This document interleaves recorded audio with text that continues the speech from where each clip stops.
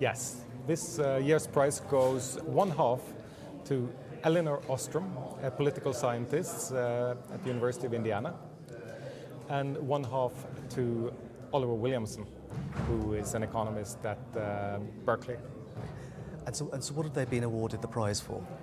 Well, Ostrom has been awarded for her work on economic governance, especially the governance of common pool resources, and Oliver Williamson also for economic governance and especially the boundaries of the firm. And so the prize has been shared this year, and you mentioned the phrase economic governance. What exactly do both halves of the prize have in common? Well, what they have in common is they try to understand how non-market institutions work and why we have them. And that is something that economists have not been paying as much attention to as to the workings of markets. And so could you give examples of what non-market institutions are and why it's important to study them?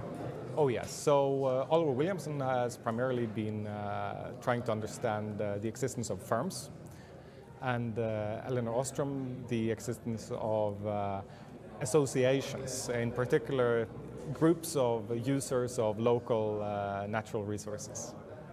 And so they're exploring non-market institutions. Was that because it was a particular interest, or were they interested in these institutions, or were they particularly anti-market institutions?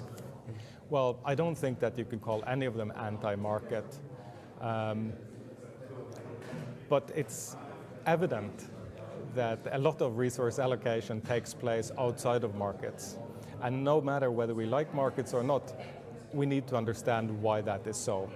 And both in the case of Ostrom and Williamson, they see that there are important efficiencies to be had that you sometimes cannot have in markets.